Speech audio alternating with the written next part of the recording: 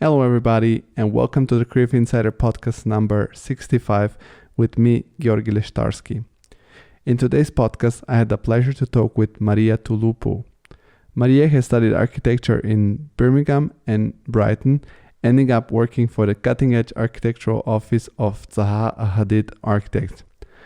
After several years at the office, with the beginning of the global pandemic, she decides to take the leap of faith by moving back to her native island Cyprus, where she started her own practice. In our conversation, she shared with us her story and her thoughts and difficulties into going back to the regions with a toolkit gathered from the best.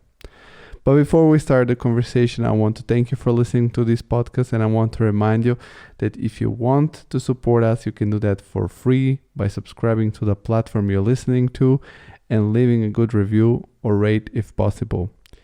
If you would like to stay in touch with what is going on the show without needing to constantly check out, also suggest you to subscribe to our newsletter on thecreativeinsider.com. And by doing so, you're getting a free guide about how to organize your digital filing system. Another great way to support us is, of course, by spreading the word about the show with your friends, colleagues, or family. And of course, by following our social media channels, which are Instagram at TCI Podcast and the LinkedIn page, The Creative Insider. By doing so, you're giving us support and power with which we can attract more and more famous and talented guests.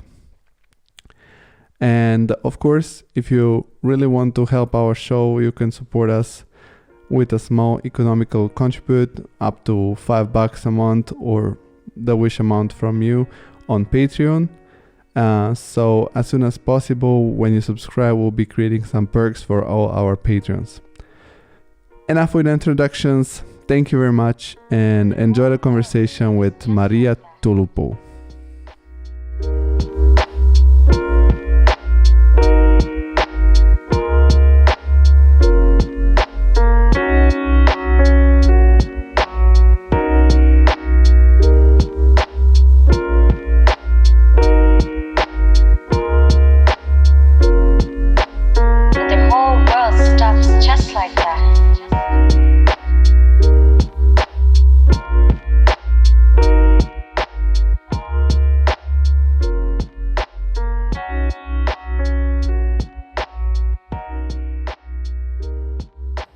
Hello, Maria. How are you? I'm good. How are you? Finally, we managed to do the podcast. I'm happy to have you on the show. You're part of a huge stripe of female guests. Like this summer, it's all girls somehow. That's very cool. It usually doesn't happen. Yeah, it doesn't happen because the girls never say yes. I don't believe that though. It's true. Like, it happens a lot, but I'm happy we managed. As for the Very audience, happy to. I have to say I got to know you through Mariana Cabugueira. That was a guest on the show too, and you two have been very active on Instagram. And then we had to talk to each other, and I figured out that that you're also an architect, also a creative. So you can introduce a little bit yourself to the audience for the people who don't know you. Okay, so I'm Maria Touloupou. I'm originally from Cyprus, but I spent a big part of my life in London, England. Um, and I used to be at Zaha Hadid, and because of the pandemic, I moved back home. And now I'm starting my own practice in Cyprus, where I originally come from. I think I think when I heard this story for the first time, I thought it's really cool, and it's I'm very interested into hearing the whole story. But and I think you're the first guest that we have from Cyprus. So that's also cool. I like to add more internationality to the podcast. Um, but we start always from the beginning. So I'm curious, what was the reason in your life, or when was the moment in your life when you realized you could be an architect, a creative? Is it because of a family member or just by yourself? How did it happen? It was kind of random actually. I didn't know what architects do when I was in high school. But I was quite a good student. I didn't want to become a doctor, so I also was really good at art. So it was like a mixture of how I understood it would be problem solving and art, basically. Um, so I think that's how it went down. I didn't know any architects at the time, and I don't have any architect family members. So it was quite random, but my family has been very supportive since. So I'm quite grateful for that. Yeah, I think architecture is the safest field to go when you want to do something creative, but your family is also worried when kids want to do something too creative, and It, and architecture sounds like okay. it's like you're not gonna starve, kind of the idea. Although parents don't know the No, it's, reality. that's the thing. I think if your family doesn't understand what architecture is and how the industry works, I think that they feel very safe in the idea of an architect child. But then they realize and they understand that this has been a misconception. I don't know if they understand it. We personally understand it probably when we start the first job and when we enter the professional world, and then you see what is the situation, and then you're like, oh, fuck. Yeah. um, and so this was your solution for, and you said you didn't want to be a doctor. Is that the classic solution to So to go for? I was pretty good in high school. So usually really good students go into medicine, but it's not really my thing. No, it's not my thing. No, I think I couldn't do it. I would faint all the time because I see blood and I faint. Also, it's I don't know. I don't think there's any creativity behind it, especially if you plan to come back home eventually. So I come from a very small place, and it seems like I'm not gonna be curing cancer if I come back home. My Yes. it I sounds terrible, but this is how usually it works. Yeah, I get it. And where did you study? How what the from the moment you realized it could be a good way to go, combining your creativity and your mindset of being a pretty logic and good student, where did you apply to enter university? So basically, in Cyprus, you have the end of year high school exams, and that's how you enter a university, either in Cyprus or Greece. And I did that, and I got into university in Athens. But at the same time, I had my GCEs.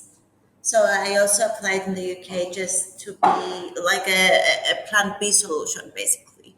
But then after I got my results and I got into the university in Greece, I kind of changed my mind. So I ended up going to University of Sheffield, which is a big cultural shock at the time. But I actually really liked it, and I really enjoyed studying there.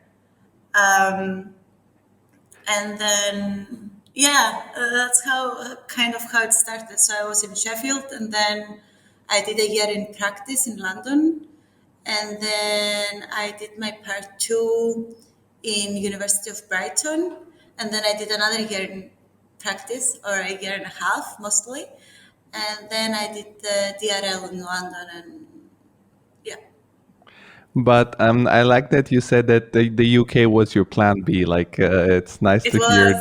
this. Nice to hear this.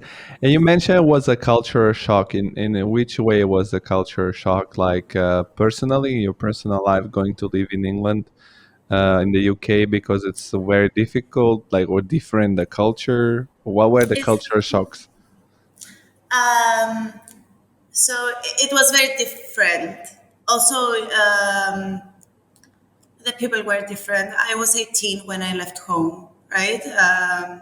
So I don't think I was as prepared as I thought, because you go to a place that no one speaks Greek, right? And I was quite good with English and very comfortable, But then you realize that the English you learn in school and back home is not actually the same English.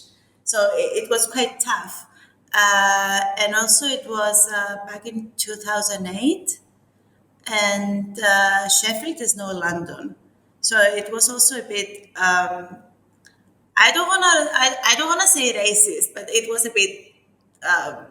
I felt a bit mistreated somehow. Well, the reality is that when you go to a smaller country, no matter from which country to which country, there is this risk that people are not so comfortable with the external people. I think smaller countries are more welcoming because they are more like curious of having these new people because they don't have a lot of them. But in big countries where people generally go to live in, like Germany, England, Italy, Spain, maybe if you go in a smaller country, it might be a little difficult. So I can understand that because I've moved myself when I was a kid from Bulgaria to a city in Italy, a smaller town next to Rome, and I have experienced throughout my life some of these, as you say, it's, I don't know if it's racism, but discrimination somehow. It's not really, yeah, it's not really racist, but it's kind of you don't belong, and you can tell you don't belong somehow. I don't know. And no one was mean. If you Ah, understand okay. what I'm saying, it's like you don't get the jokes, and you can never sound the same. I still have a very strong accent, for example.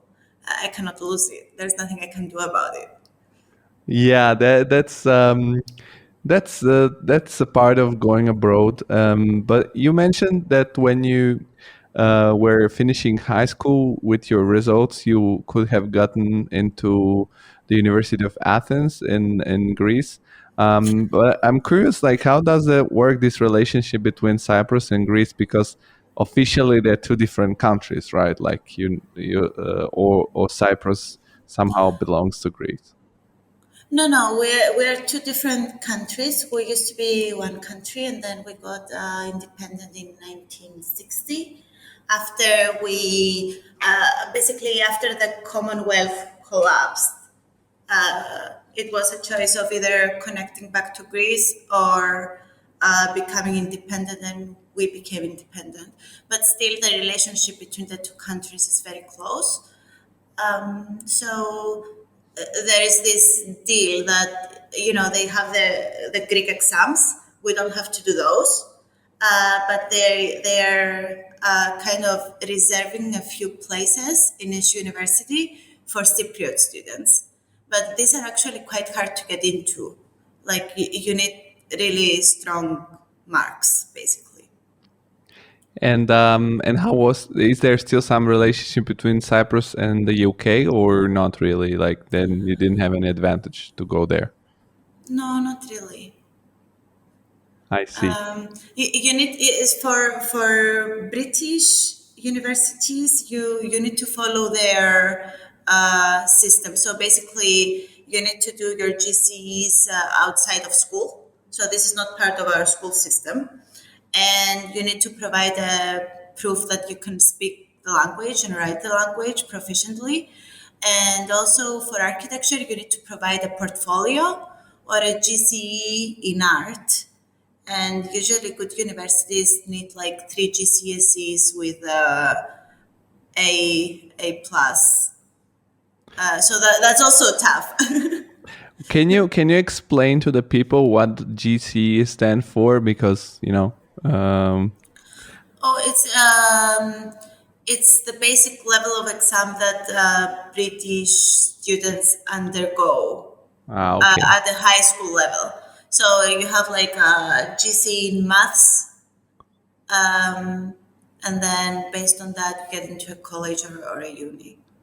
And how did you make a portfolio? Because, like, I mean, nobody after school has a really a portfolio in architecture or something. So It's what not was in your architecture; portfolio? it's in art basically.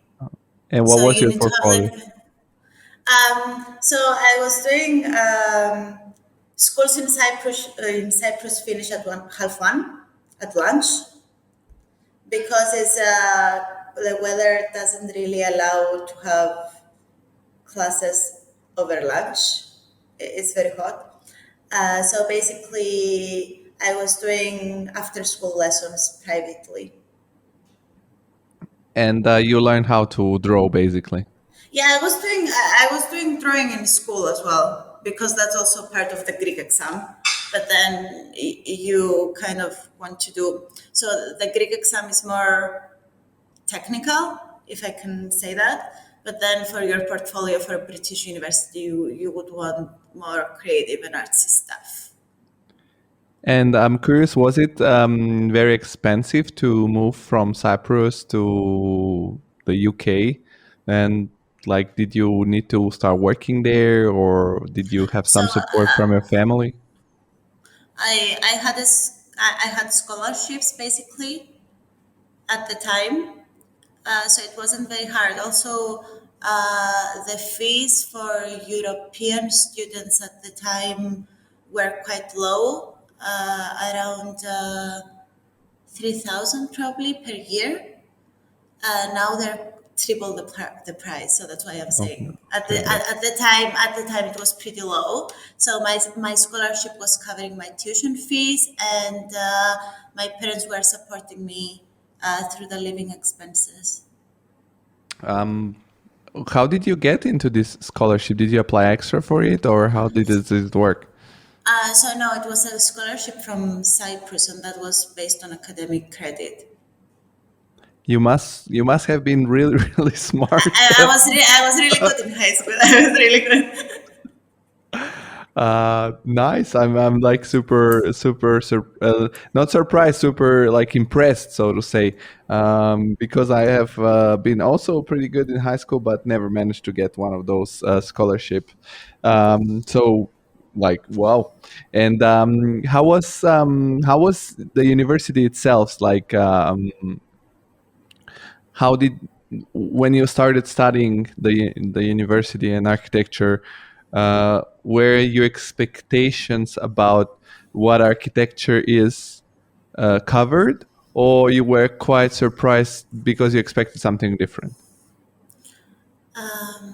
That's a tough question, actually, because I didn't have a very solid idea of what architecture would be, and I was having a very artsy background. I was very open to try stuff, if it makes sense. And the university was nice. The thing is, University of Sheffield was teaching. I mean, they weren't officially teaching a style, but they were following this Le Corbusier minimalist kind of trend, which I don't think I followed very well. I mean, I tried, but then at some point, by year three, I was quite tired of that. So I was trying to do other stuff. And also, that's why, because in England, you have two parts in your degree, right? You do a part one, and then you need to do a year out in practice. And then you need to come back to uni and do 2 more years to get like a proper architecture degree, to be like a part two in architecture. And so after I finished year three, I was quite certain I wasn't going back to University of Sheffield, because I thought, let's try something else, basically. And you went again, you mentioned that before, which was your part to university? University of Brighton, and University of Brighton. that was very fun. Yeah, I've heard that Brighton it's a like very open-minded city with a lot of cultural mix, very open to the different communities. So was it also life in Brighton different than Sheffield? Yeah, yeah, it was completely different, to be honest. But I think it fitted me better. So it felt more at home. And also, you do get in practice and you actually learn a lot. And mostly what I found out was the things that I didn't want to do. I was like, I don't want to be doing this anymore. So I went also with a very different mindset, if it makes sense. Yeah. First of all, like, how was the experience of this year where you do your practice? So, because we have had some other guests from the UK already, which explain a little bit this process, where this is also part of the path to become A license, a yeah. licensed architect. Um, this year of like you do this sort of internship, you get do you get paid for it first of Yeah, all? yeah, you do. It's not. I mean, it's a decent amount of salary, but it's not a lot. And usually, at least in my experience, I was at a place that were doing high end residential for private clients. So what I was doing at the time was also a lot of construction drawings, and it wasn't particularly creative. It So was more like, yeah, the the drawings that they go on the construction place. yes, but that's also, I mean, to be fair, that's also quite useful to learn. Yes, I think that it's useful because then you have the knowledge when you're designing something on earlier stages, you can already think about, okay, how I can build that, or at least I do this because here in I Germany, do where this I'm as well. based, it's very, very, people are very focused on the construction part, like they are very big fans of really high-end detailing and high-end construction quality. I know So Germany yeah, is very known for this. yes. And so you spend a year doing So this homes and the executive drawings, and you realize that that was not your thing. no, I mean, it was fun. The thing is, I found it very limiting in a way, and I thought, it's good to know this stuff, but when you are young and you have ideas and you are fresh out of uni, it feels like a waste to be losing this creativity by binding your work in construction, or it felt like they were very the practice, at least I was, they were very used to what they were doing and they had their ways, and they weren't happy to look for other stuff, which is normal because also, I was a 20-year-old fresh out of uni architect. Why would they listen to me? Well, I don't know if like I think that in every team people should listen to everybody and get their ideas because otherwise you don't get further with progress. I think you really need the conversation, right? Because if you're very used to doing things in a very specific way, you kind of stay stagnant, if it makes sense. Yes. And you kind of, that's also why I think this system of going out in practice and going back to uni is quite beneficial for the market, because you get new ideas and then you feed knowledge back into the university. So it's this dialect between university and practice that's quite useful. Yeah, I believe in conversation too. And if like you don't agree with somebody, you can logically explain through some examples or through a process so that also the younger people can learn and then decide to agree or agree to disagree.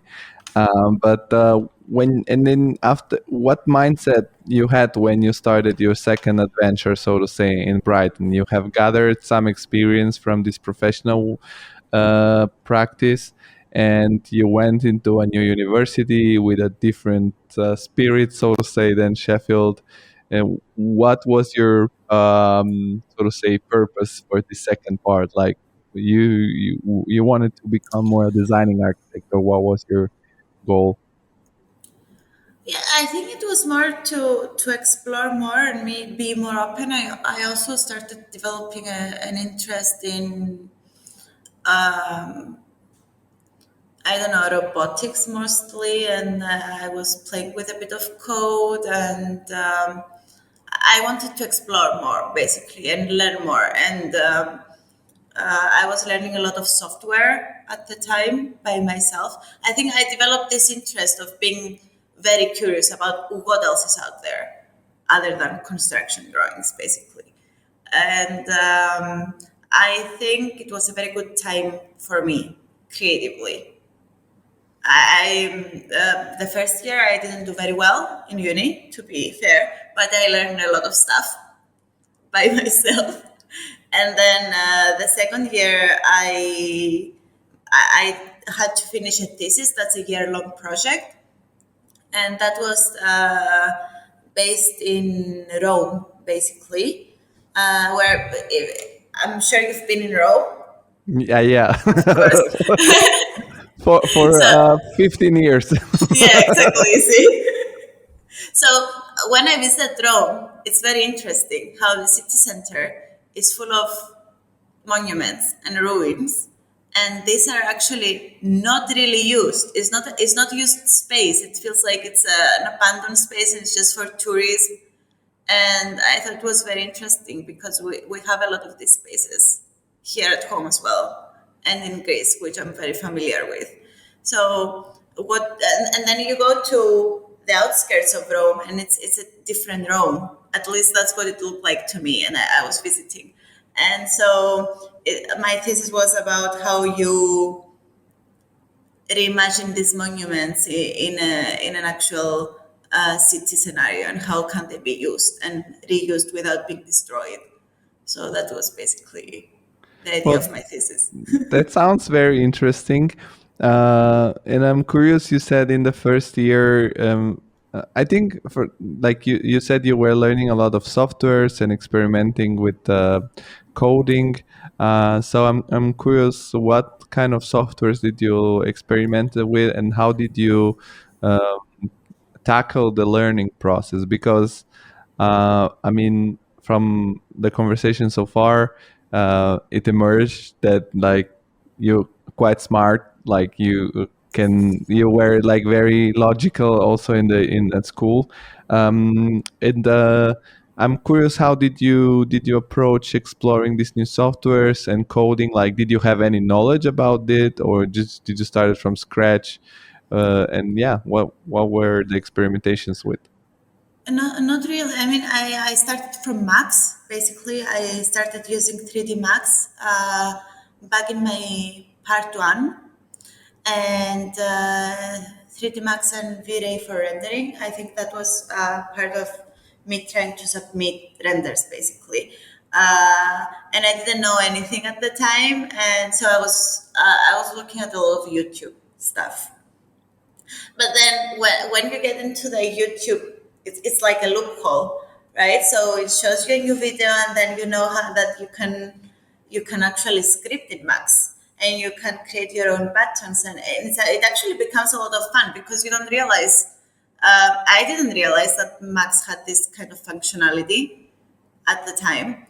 I thought it was just like a rendering engine, and it wasn't very good for modeling as well because it's quite restrictive. So I started playing with these scripts in Max, and it was fun. And that's how I got into trying to script stuff. It wasn't always successful. Some stuff was terrible. It probably took also a lot of time because Yeah, usually, yeah. And then I found out that grasshopper exists, and I got a bit into that. It's not really my thing. I've come to realize.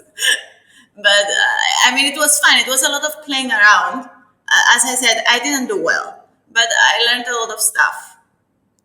yes, I think that also another difference is that, like in the university, your grades are not so important as in school. Like, because really, it matters what you learn and not your grades. So, for example, my approach through university was like, if there was a class that I really didn't like, in the sense that I didn't have a huge interest in what I'm learning, I would do like I would do the minimum required and expend my minimum required time to pass that exam, and then I would push way harder through the exams that I liked. So in the end, my grades were balanced.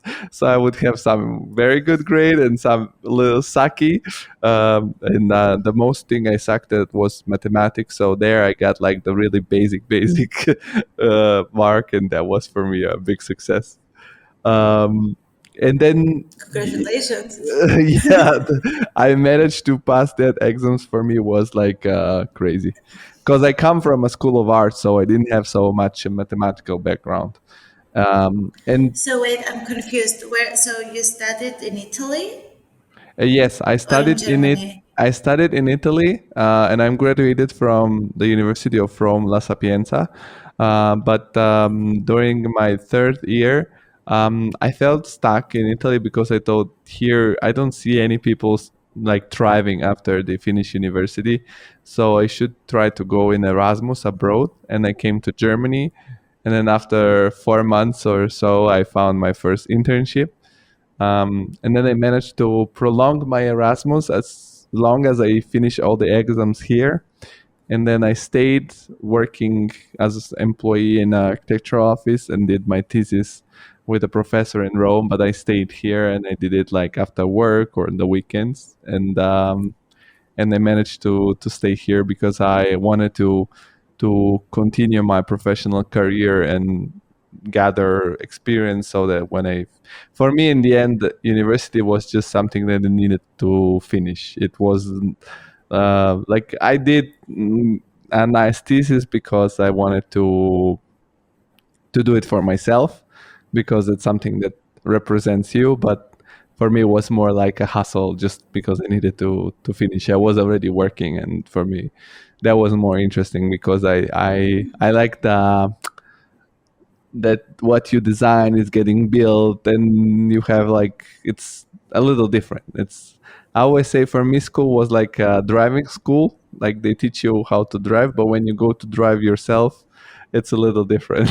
It's, it's a bit different. It's a bit Yeah. different. No, I get what you're saying, but that's cool. I think it's cool that people have different ways. But I do agree that, for example, for me, it was never about the grades. Actually, it was more about doing stuff that I really like, and I think that's why I'm still in architecture, because as you get to find out, it's not the easiest or the most I don't know, well paid profession, but I'm really into it and I really like it. So, still around.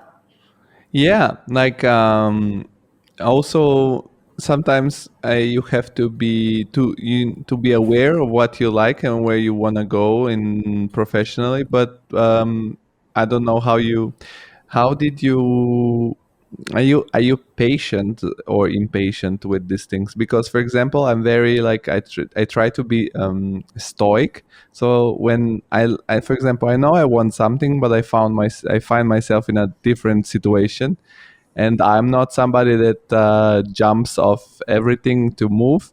I just will start working in that direction and safely transition.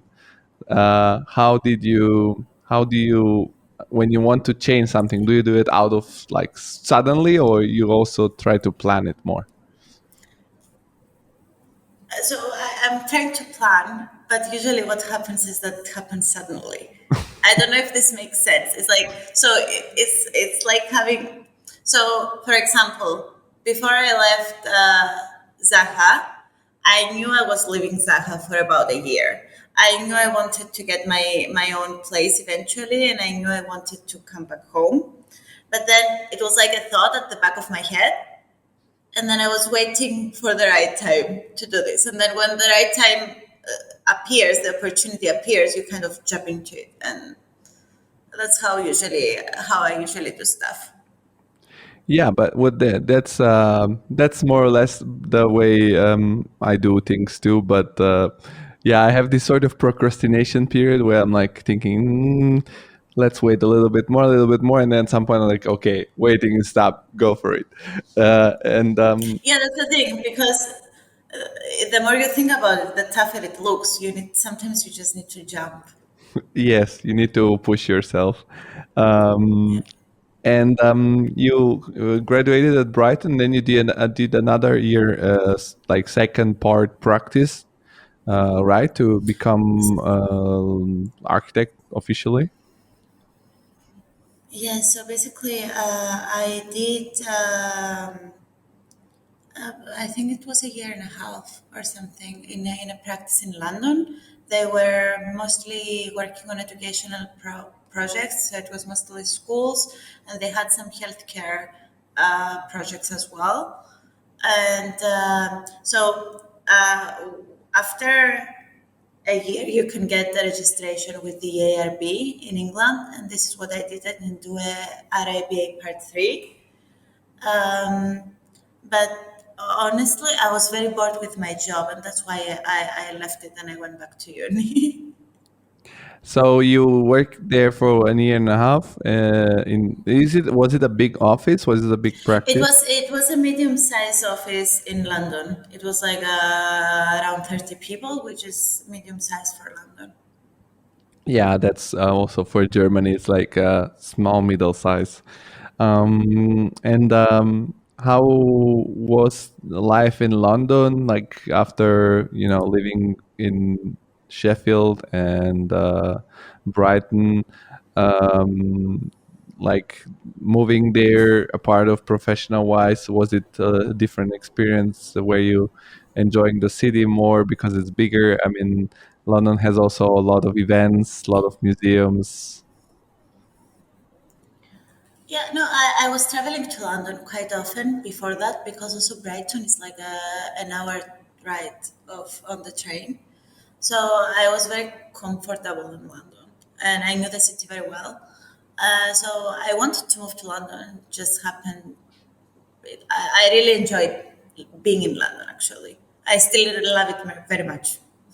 And I'm curious, as an architect, freshly graduated of your master's, so to say, and working in an office, is it still quite expensive to live in London, or uh, was it more manageable? Like, because I know that London, at least before Brexit, I don't know how it is now, but I guess it's the same. It's crazy expensive. Like the first three zones, because London is divided like in zones. I know 1, 2, 3, and I don't know how many they are, but the first 3 or 4 are almost inaccessible. So how was the lifestyle you could afford with your job in London back then? Uh, you you could afford London, basically. You could afford central London. So I wasn't living alone. I was living with my boyfriend at the time, and we moved to London together. So it's easier if it's two people sharing rent, because usually it's the rent that is the most expensive. But then my salary was decent. It was quite decent starting salary, if I'm honest. And I wasn't saving, but I was living quite well. And oh, you had fun then. Instead of saving, you had fun, and you saved some memories, I guess.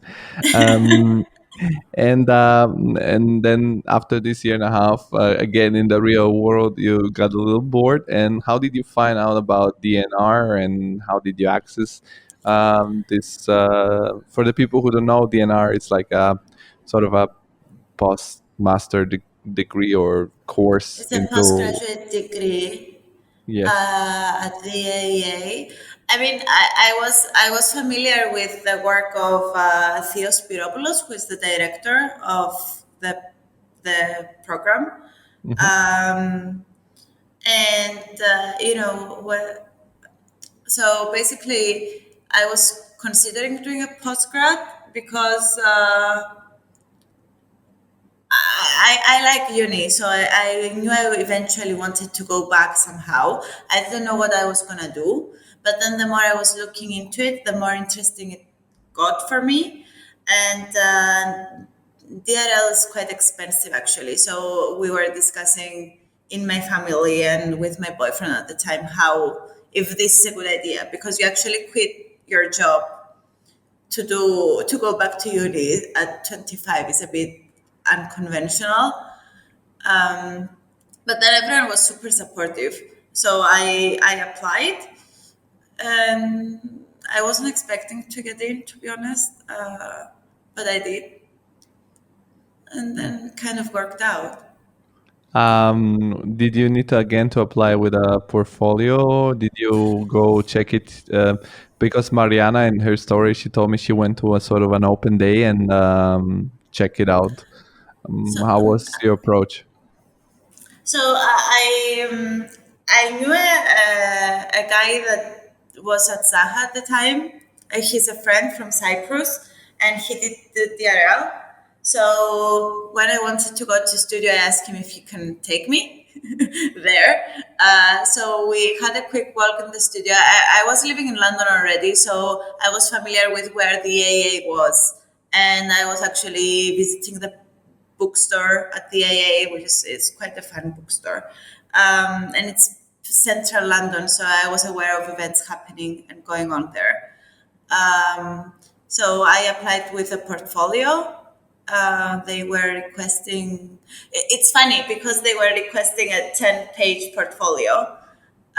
So I went by the book, but then I realized after I got in that people were actually applying with massive spreads of portfolios, and I was super intimidated when I saw them with their 250 pages of portfolio, and I applied with only 10. I felt very stupid. Well, nowadays, when I think when you're in the beginning of your experience, you think that more quantity it makes more sense. But also now that I have quite a little bit of experience, I see that most of the architecture office ones also like, and they say 10 megabytes, which is like a certain amount of page for a portfolio, because you see it through a few projects what kind of person you're getting on board. And so you took the chance, you take the again the leap of faith, and with job started this new program. How did you feel pressured about that? Like, did you feel pressure doing this move? Were you scared that you're not gonna succeed and people gonna, I don't know, think you were stupid, or how? Yeah, yeah.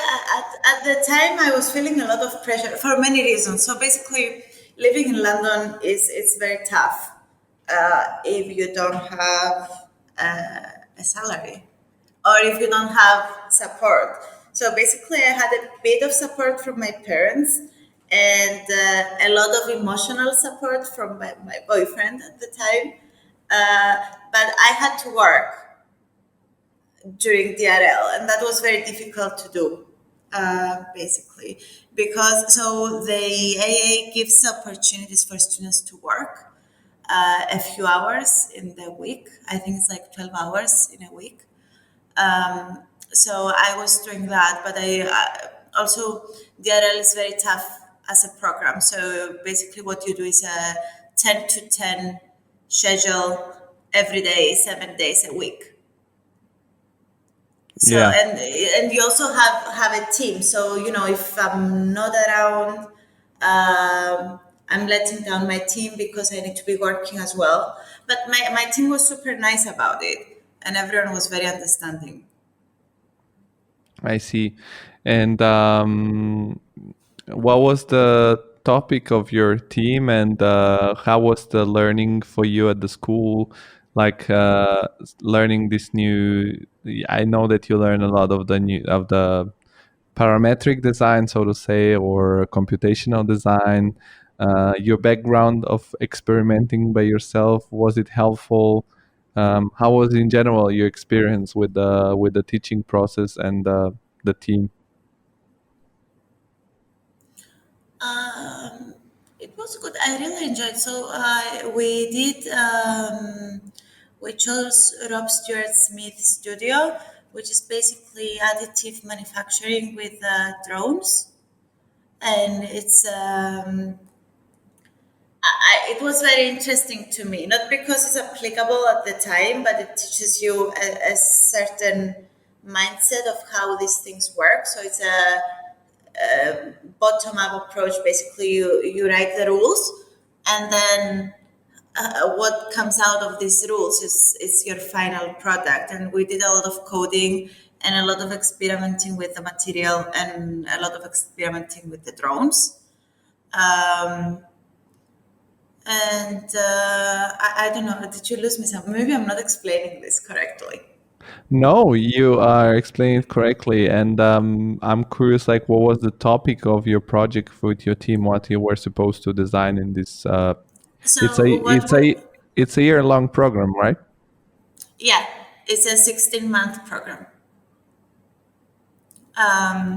So the thesis is actually a year long, and at the beginning you do 2 workshops along with software tutorials and so on.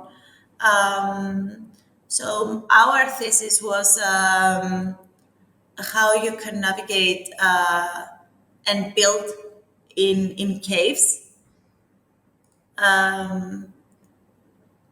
I think so basically when we started looking into drone construction, we found out it had a lot of limitations. So the amount of material it can carry and how dependent it is on the weather. For example, if it's windy, it cannot really do much. It's not very stable. And so we thought of restricting it in an enclosed environment. So the idea was to try and build something in a cave or in a four walls, kind of environment. So you can control the atmosphere, and so that is also helpful for the material itself and the way you deposit material. But it's also helpful for the drone. So I think we were very realistic on what this can be at the time. So we kind of performed, we wrote a set of rules basically that was doing building from 3 sides of the caves, and was creating like a very nice bridge to navigate through a cave. And what was your task within this project? What were you, because as I understood, how many people were in the group? We were 3 people in our team. And what were the tasks? What were the subdivision of the topics? So we had a person that was doing the material testing. But the thing is, if you're a 3-person team, you need help. For example, you cannot have one person that is doing, for example, the simulations. He needs help as well. So you need this kind of conversation. I was doing a lot of the drone coding and testing.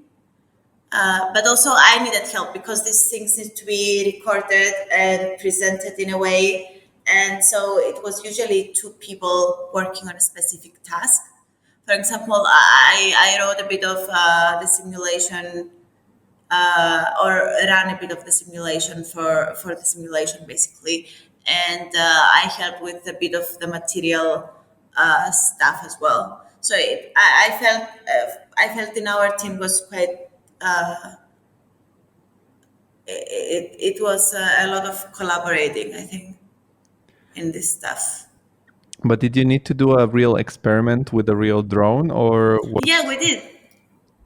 Okay, and so you recorded like a video of the drone doing the stuff. Yeah, so it was fun at first because you start to create the code based on how the drone moves. So you kind of give it a very simple instructions, right? So you would go until this point, and when you see this red mark, you move by this. So it was very funny to do. But then at the time, our tutor got a collaboration with Imperial College.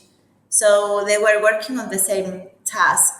So we did a lot of testing with Imperial as well. That was also a lot of fun. And who was providing the infrastructure for that? The drones were belong to the AA? No, we were getting this stuff. You materials and drones. You bought drones. Yeah, we got cheap drones. Imperial had very fancy drones, to be fair, but we got really cheap. You got the cheap one. They had the one that kill people. Their drone was super fancy. Nice. And so I mean, you completed the project, and how was after graduating at the AA? Because what I learned also from Mariana that did some similar path is that transitioning from the AA to Zaha Hadid, it's not so obvious, because for me it was surprising, because I mean, obvious in the sense that it's not so easy. And my imagination was always that these people get easily into such an office because you have just a skill set that not a lot of students from other schools get. So, and it's directly there in London, and I thought that was a pretty easy way to jump on a studio like Zaha. So, how you ended up at Zaha? How did you find a spot there? So my tutor recommended me as a director at Zaha Hadid, and I honestly I was very intimidated to apply at the time. So I really wanted the job. I just thought that I would never get in. So I was very scared to apply, and I was helping a bit Theo with his practice work, and so I wasn't very much looking forward to go back to office, to be honest. But then Rob recommended me to a he's an associate director at Zaha Hadid, it's Christos Passas. And I got invited for an interview that kept being rescheduled for weeks and weeks. And then after I had the interview, I started the week after. So I think I got quite lucky with that. It wasn't, I wasn't chasing people to get into that. It kind of happened. And I feel very grateful for that. What year did you join Zaha? So I finished DRL in February, end of February. Let me check the dates. Oh, it's like not so long ago. It's like 2 3 years ago maximum. Was it? I think it was 2017. Okay, 2017. So you didn't manage to meet Zaha. No, no. And was that company for you like throughout your student career? Because when all the people that study architecture throughout their students years, they find their own heroes and idols. Was Zaha did something that represented your spirit of understanding architecture, or it kind of happened? I think it kind of happened, but I mean, you cannot be a woman architect and not admire Zaha Hadid. I think you cannot be an architect and not admire Zaha Hadid. That's I think everyone has a lot of respect about what she did and how she went about things, even if you agree with the architecture or not. Yes. I think I have I have a first for me was I remember the first time I discovered Zaha Hadid. I was like super impressed, but there was the very. I wasn't even at the university. I had an older friend who was studying architecture, and he showed me like he started explaining me who are the best architects, Frank Gehry, Zaha Hadid, like all these archi stars. And when I saw her buildings for the first time in my life, I was like, "This is crazy! It's like alien building. It's just like genius." But then when I started studying architecture and understanding more about architecture, I still admire the work that it's done at that company, but sometimes I don't know if that nowadays it's and not every single project it's really mine. There are like certain projects which are really, I think also that the Zaha Hadid architecture, I've experienced a couple of buildings. It's way more nicer inside than outside. Like this is my personal experience, because inside you really move fluidly. I've been to the Maxi Museum many times. It's one of my favorite museums, and that building is super nice to experience. Even if I went at the opening ceremony with my dad, who has no clue about architecture, and he was very impressed because it's so different than anything else. And can you share what were your tasks, and what team you joined? What were you doing at Zaha when you joined the team? Sure. I'm not sure. I don't think I can talk about projects. No, but what were so you were in the competition or something like that? So Something the team I joined was doing also competitions and running projects. So I started from a running project, and I was doing modeling for the interiors, and then I moved to competitions with the same team. And then when so in the first year I worked on 12 projects basically. So at some point, I there was a request for modelers to join a specific project that needed more resource, and I got into that, and that's how I moved. I made a cluster move basically. So I joined the competition cluster, and I stayed with that. But did any of this project got built, or it's So because if they got built, you can, I think you can share with with yeah, us. yeah. One of them is under construction at the moment in Okay. Russia. Um, and then Zuhai, I think that's also published as well. Zuhai Theater, I worked on the interiors until DD. That's also, I think, on construction at the time. And what else do I have? I think that's Beca- it. okay, if you say something that's not supposed to be out, we're gonna cut it off. Okay. Yeah, no, I think it's always nice to ask people what project they work on, because we open Arc Daily or Design Boom or the Zine and these websites, and check in when there are some new releases. Always you see, yeah, it's Hadid, but then it's nice to see some, like, to discover who were the actual people in the team behind it. um, and Yeah. Also, you know what happens?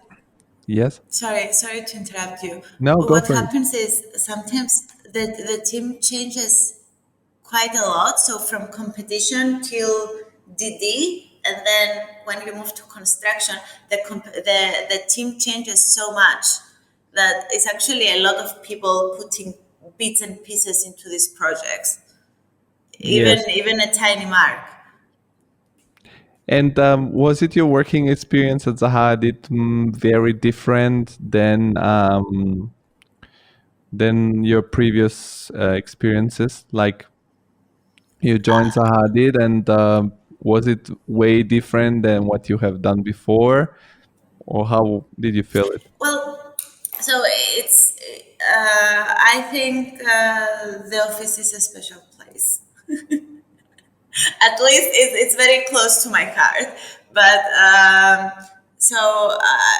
it's the way the office operates, and the fact that there's a very diverse environment of multiple projects and multiple nationalities, and I think I made very strong friendships in the office, people that I really miss now. And I do believe it's a special place to be. I'm very grateful this happened to me, and I Ye- was part of that. And were the working hours extremely stressful sometimes, or was it still okay, although you were doing such a cutting edge project, so to say? I mean, sometimes yeah, sometimes you work long hours, and sometimes not so much. It happens. I think it's part of the job. I'm realizing now that I'm starting my own place that doing the same. I have very long hours. Yeah, I guess it gets even worse when you go solo. But so you started there 2017, and you worked there for 2 years. Like the pandemic hit in 2020, beginning of 2020 was straight Yeah. up. So I left the office after I moved to Cyprus. So I spent some time working from home, and then I think it was in August last year I left. I see. So you transitioned to Cyprus and did some of home office, so to say. And so you moved when the pandemic hit back to home. And how did you realize you wanted to start your own office? So that was already something in your mind for a while, and then you were waiting for the right moment. And what was the reason why you wanted to start your own office? Um, so yeah, it was at the back of my mind somehow. Like I knew this was the end goal eventually. I don't think I was ready, and I think it came faster than what I anticipated before. So while I was working from home in Cyprus for Zaha, I got a really good offer from an office here. Um, I The reason I came to spend the pandemic in Cyprus anyway was family reasons. So I had to be in Cyprus, and yeah, so I took the offer basically. I wasn't very happy at that job, but I stayed for 6 months, and then kind of couldn't have it anymore. So I thought, I'm gonna start my own place and see what happens. How terrible can it be? So what was the process for you? Like you started working also at home, starting your own practice. Did you had already all the infrastructure? By that I mean I don't know. You need computers, stuff like that. I had my laptop. So basically, what happened is I was getting smaller private jobs just since I came to Cyprus. So I did a few small jobs. So I was kind of collecting a budget for it eventually to be used for getting my own place. Uh, so for the first month, I was working from home on my laptop, and eventually I realized I cannot be doing that. I needed an office space, so I got myself an office space, and then it kind of goes from there. But I had my registration. I knew how the industry works because I was already in Cyprus for 6 months at a different office. So I think it was a smooth transition for me. And these smaller assignments were coming from people that you knew, or how did you get these clients? Yeah, it was mostly from people I knew. So I think the pandemic was a very good time for people to sit back and think about the changes they want to do. And I think everyone had a lot of free time to think how they're going to move forward in life. So a lot of my friends, for example, wanted to do remodelings of their working spaces and their home spaces. So because I was in Cyprus and we were discussing about it, it was very easy to try. So I would do a quick sketch, and if they would like it, it would move on. And these were very quick and small jobs that I had the capacity of doing. And some of them at the beginning, because they were for friends, they were for free, and then more came, and then it kind of builds up. It builds a momentum, basically. Yes, it's like the snowball effect. When it starts rolling, it gets bigger. And but did was it easy to get a license in Cyprus, or for smaller projects you didn't need that because you No, came from Romania? I already had my license, so I moved my ARB license to Cyprus, basically. How that is that easy to do? Like, can you transition easily from the UK to Cyprus, or did you do it before the Brexit or afterwards? No, it's not Brexit related. So basically, when I came to Cyprus, I asked to join the, how is it? I'm not sure how is it called in It's I English. think it's called Chamber or Union of the Architects, something like that. Yeah, it's like a union, I think, in Cyprus. And I asked to join, and basically, you need to have a years of experience in Cyprus, but I already have more than that. So I showed my ARB license with the number, and they confirmed with the ARB, and then they just created the license for me. Oh, so that was an It was very easy. easy transition. Um, and do you need to do a little bit of mind reset by, I don't know, coming from one of the, if not the most maybe iconic or famous office in the world, and starting your own practice? Um, is the way you do project different, or the end result very different? Um, do you need to humble yourself a little bit and be like, okay, I cannot do the crazy, I don't know, shape with all the, like, we know how Zaha Hadid interiors, for example, looks like. So was it hard to go from that crazy thinking to maybe a more traditional one? I don't know. No, so I'm trying to keep working the same way that I used to, but I guess you need to be picking your battles, especially for private clients where the budget sometimes is limited. Then you need to pick where you're gonna put your design flair, if it makes sense. Um, but the thing with the jobs I got, at least, is from people that they know me and they know the kind of work that I do.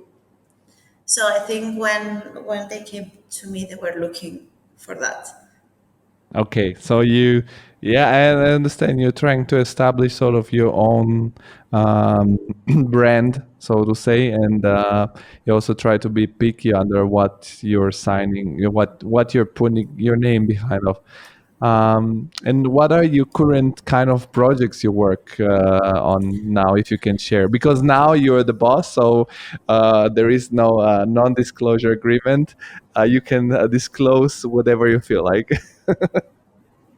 Okay, so I was working on a competition actually until Monday this week.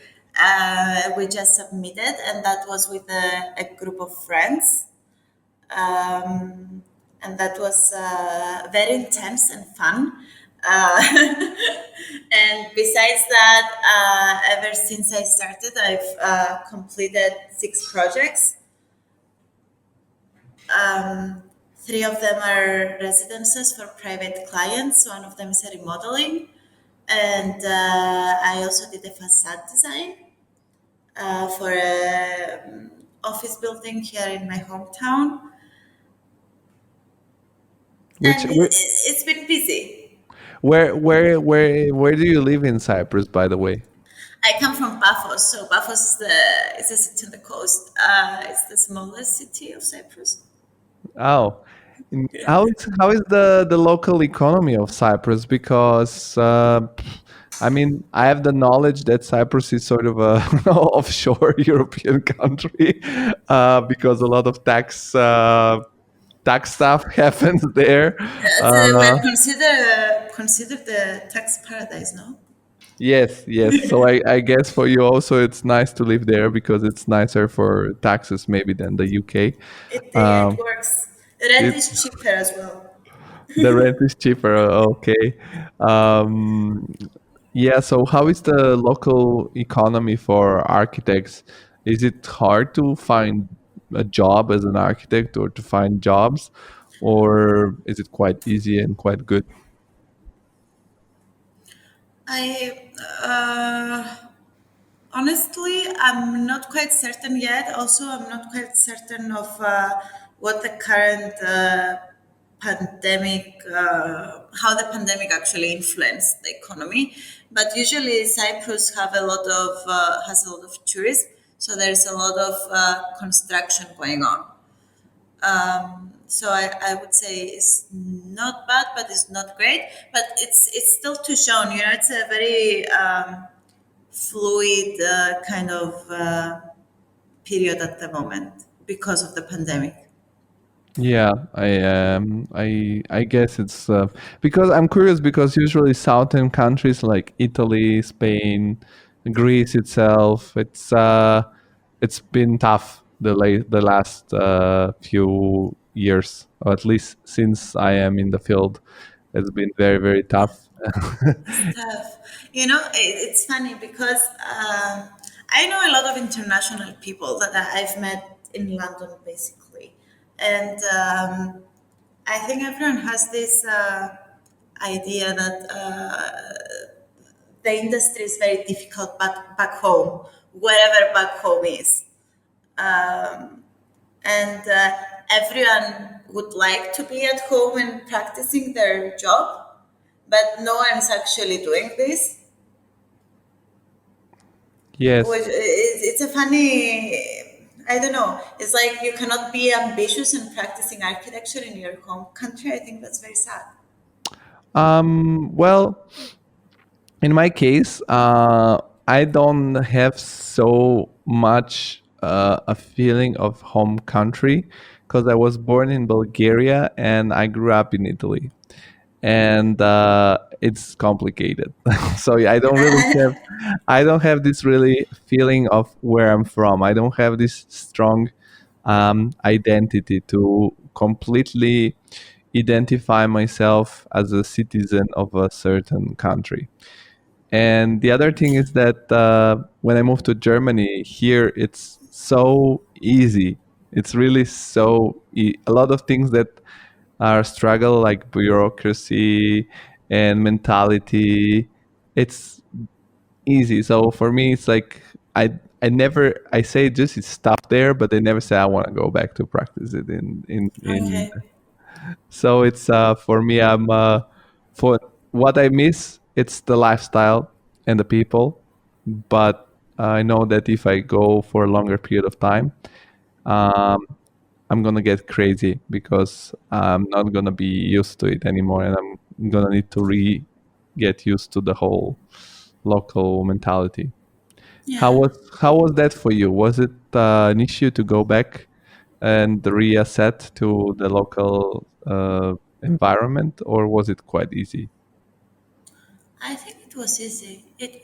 I was very scared of doing the move at the beginning, especially when I was living in London. I was super scared because you know when you live abroad for so long, you don't fit in as well anymore with the local whatever is going on. But then I think it helped that I moved back for the pandemic and I get to catch up. I realized that I do actually miss the lifestyle a lot. And for me, it's also family reasons that I need to be here. Yeah, that's for me also. It's the main issue, like the personal life, because living abroad, it's a little selfish. I think, in a sense, I read this sentence because you go abroad because of your own good, and then you sort of leave everybody behind, your family, your friends, and I think it's always fascinating to live abroad, but it's also, heartbreaking for maybe people like your family, your dear one, because they miss you. And also, it's always, I don't know, for me, it's always hard to go on a holiday because I have the option whether to go back home or to visit something new. So, It's terrible. You cannot do holidays when you're not living at home. yes, you have to go back home, especially if you're from Southern Europe where families are more. Uh,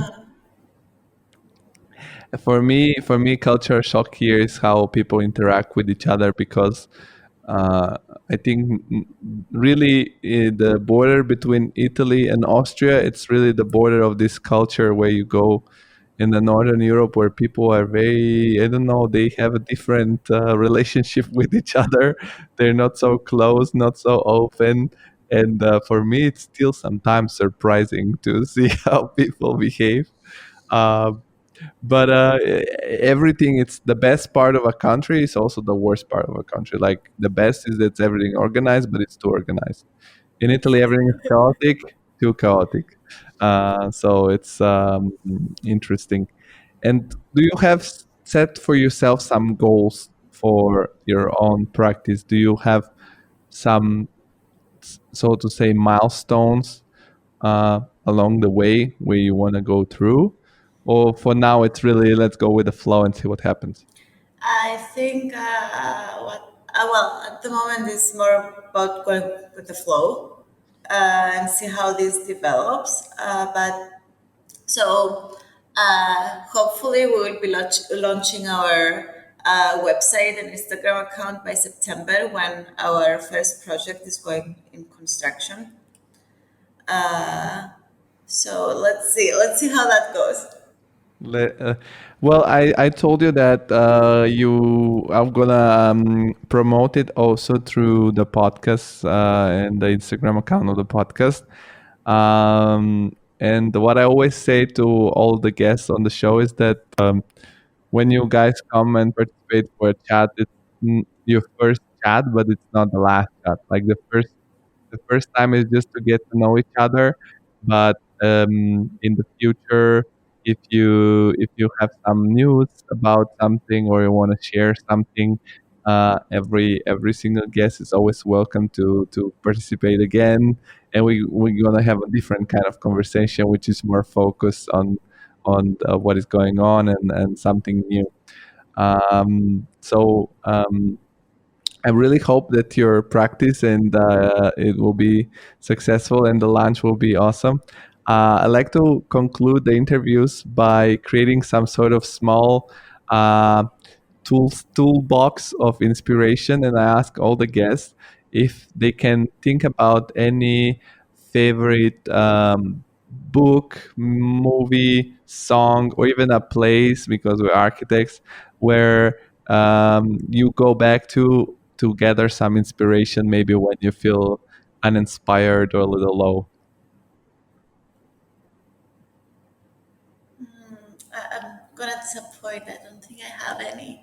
You don't have But any. I would say no. I would say this. So for me, usually the first sketch is the correct one, and every project is different. But usually the first sketch is the correct one, and I will agree on Mariana that you need to work on the first sketch and develop, and push and develop. I don't believe in inspiration as much. You believe in discipline. Yes, definitely. Okay, well, that's also an advice to give to people to just keep working and through the struggle. Okay, and in the meanwhile, can people contact you anywhere online on LinkedIn, Instagram?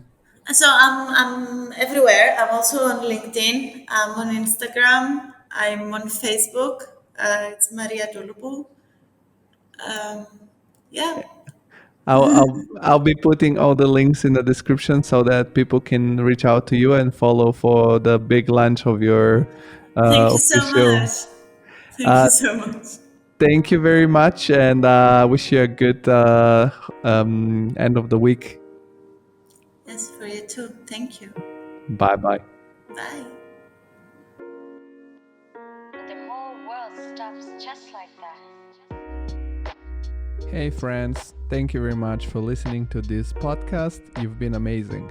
Before we go, I just want to remind you that if you want to support us, you can just go on the creativeinsider.com, where you can subscribe to our monthly newsletter, or you can follow us on our social media channels, which are Instagram at TCI Podcast, or the LinkedIn page, The Creative Insider.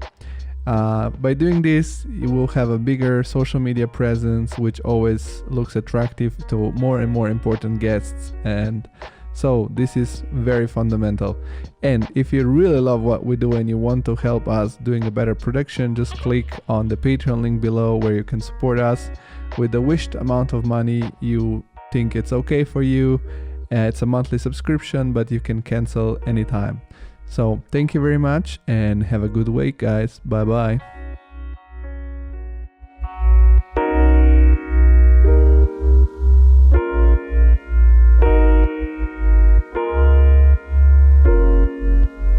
The whole world stops just like that.